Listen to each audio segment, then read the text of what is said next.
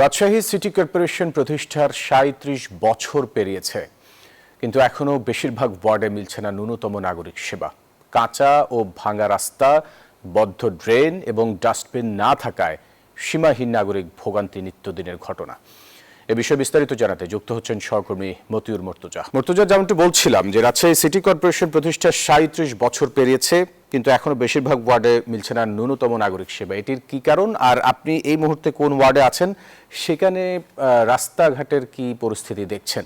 Faisal, Rajshahi city কর্পোরেশনের প্রধান সড়কগুলোতে চোখ ধাঁধানো আলো থাকলেও, প্রশস্ত সড়ক থাকলেও ওয়ার্ডগুলোর ভিতরের যে রাস্তাঘাট সেখানে খুবই বাজে অবস্থা। ওয়ার্ডবাসী বলছে যে ন্যূনতম নাগরিক সেবা মিলছে না। বিশেষ করে ভাঙ্গা রাস্তাঘাট রয়েছে, লাইটের ব্যবস্থা নেই, পানি নিষ্কাশনের ব্যবস্থা নেই, ডাস্টবিনের ব্যবস্থা নেই, যে কারণে ন্যূনতম নাগরিক সেবা নিশ্চিত হচ্ছে না। আমরা এই মুহূর্তে আছি রাজশাহী সিটি কর্পোরেশনের 18 নম্বর ওয়ার্ডে। এখানে আমরা ওয়ার্ডবাসীর সঙ্গে কথা বলছি, তারাও যেমনটি বলছেন যে কোনো ধরনের নাগরিক সেবা এখানে নিশ্চিত হচ্ছে না, নানামুখী সমস্যা রয়েছে। আমরা একজন ওয়ার্ডবাসীর সঙ্গে কথা বলতে চাই যে কি সমস্যা রয়েছে এই ওয়ার্ডে।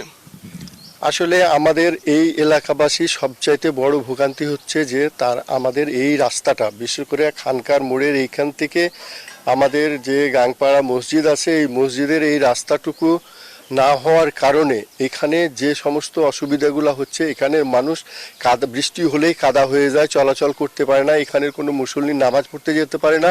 পাশাপাশি যে জিনিসটা প্রবলেম হয় যে একটা মানুষ অসুস্থ হলে তাকে নিয়ে যাওয়া যায় না। তার ছাড়া এর বাইরে যেটা হচ্ছে, বাচ্চা কাচ্চাকে স্কুলে নিয়ে যাওয়া হয় না, এখানে কোনো সিটি কর্পোরেশনের ময়লা ফেলার গাড়ি আসে না, ড্রেনেজ ব্যবস্থা টোটালি নাই, যার কারণে কেউ একটা বাড়ি করলেও দেখা যায় যে তার নিষ্কাশনের কোনো সুব্যবস্থা নাই। যার কারণে আমরা অত্যন্ত কষ্টের মধ্যে এই যায় রাস্তাটুকুর জন্য আমরা ভোগান্তির আমাদের শেষ নাই। তাছাড়া দেখেন, আমরা এই জায়গাতে আমরা সবাই কিন্তু সিটি কর্পোরেশন বিভিন্ন ট্যাক্স আমরা প্রদান করি, কিন্তু ন্যূনতম নাগরিক সুবিধা আমরা পাচ্ছি না। আমরা ইতিমধ্যে আমরা নগর প্রশাসকের কাছেও আমরা দেখা করছি, তাকে দরখাস্তও দিয়ে আসছি।